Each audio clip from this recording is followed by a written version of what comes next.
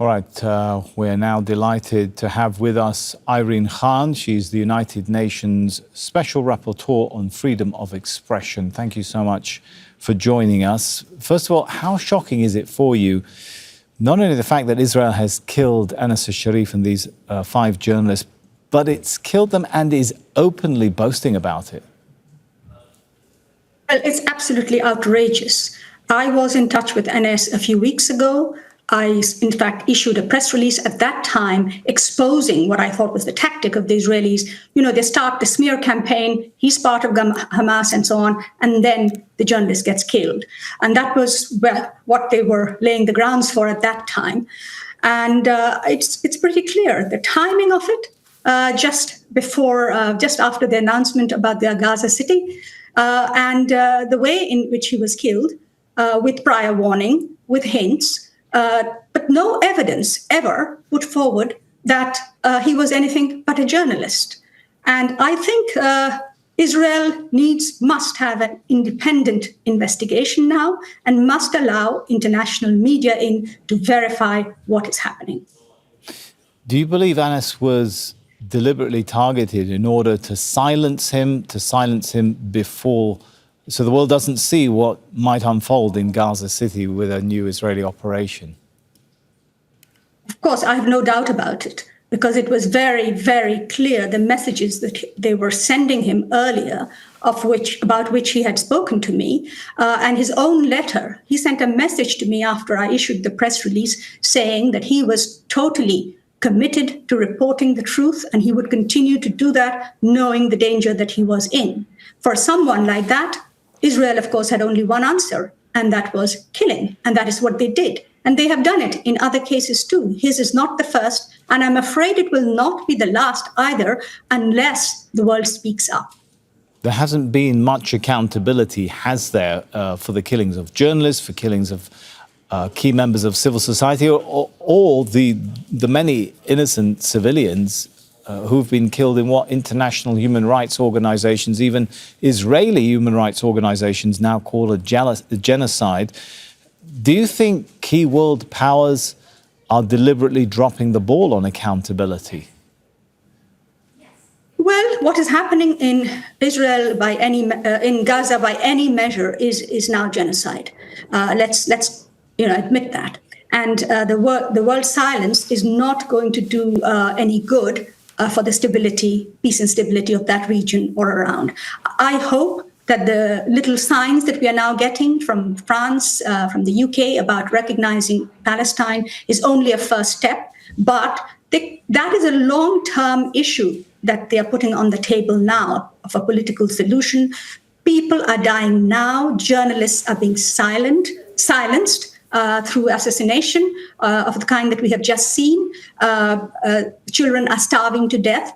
Immediate action has to be taken by the powerful governments who are friends of Israel, like the United Kingdom, for example. In July, you mentioned your statement in July. If I understood it correctly, were you in touch with Israeli authorities expressing your concern about their smear campaign against Anas? And I'm wondering, what kind of response did you get, if you were? Well, under our rules of engagement, before we send out a communication like that, we, of course, share it with the government. So Israel received my statement before it was published. I never got a response. But that is not the first time. They do not engage with the United Nations human rights system because they know that they have a lot to account for, and they're simply not willing to be held accountable. And you've mentioned... Sorry, go ahead. Let me just confirm. There have been other cases over the past year and a half that I have been investigating, similar cases, where exactly the same pattern has happened, where there is some message sometimes not, but then the targeted killing takes place of a prominent journalist in Gaza. And that segues nicely, because that was what I was going to particularly ask you about, because you've spoken about this, including on July the 31st, where you talked about this unsubstantiated claims being made been made by Israel repeatedly against journalists in Gaza, that they're Hamas terrorists. Just talk us through some of the evidence that you've seen and how these claims are made, how they're unsubstantiated, and then they're used as a way of covering the killing of civilian journalists. Well, in the case of Anes, what happened with him was that he had come across some massacre in Gaza on which he had reported. And shortly after that, he got a message on his phone from the spokesperson, one of the spokespersons of the Israeli army who speaks Arabic, sending him a little message saying, "Did you recognize anyone there? Did you recognize any of your friends?" So it's through these insinuations. That's all they have. If they had real evidence, do you not think they would put it out up front right away in the international arena? Of course they would.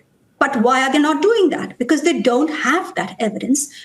They simply believe that any journalist who is reporting on Gaza must be a Hamas member, just as anyone who criticizes Israel has to be anti-Semitic. That's the way Israel silences the world from criticizing and holding it to account.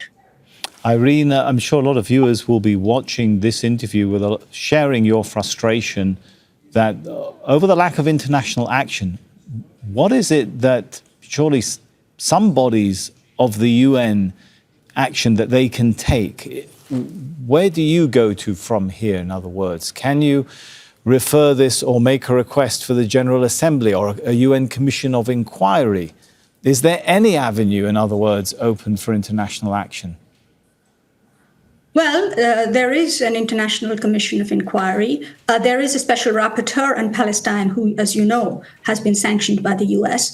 There are special rapporteurs like me who make the noise. There are reports. But I think what has to happen now is by member states. Member states of the United Nations, who are also, many of them are members of the Media Freedom Coalition. They now need to send a strong message to Israel, including, for example, with sanctions against Israel. They just need to do that. What more are they waiting for?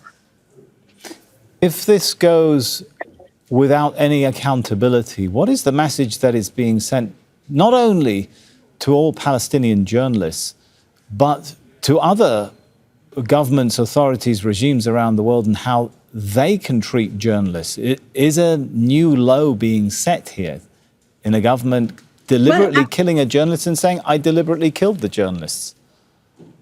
Yes, absolutely. As you know, journalists are civilians under international humanitarian law, and therefore a targeted killing of a journalist is a war crime. And here Israel is just going out there saying, well, I've committed 4 war crimes. What are you going to do? And that sends a message to others that that's the way to do it. Just do it.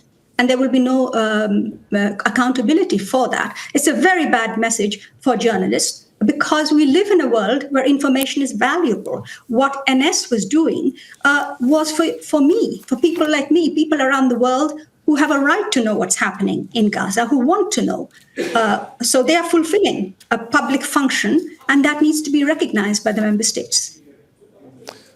All right, we are very grateful of your time. Thank you so much, Irene Khan, the United Nations Special Rapporteur on Freedom of Expression, for joining us. Don't miss out, get the full picture. Subscribe to Al Jazeera for reliable news and expert insights. Like, share, stay ahead.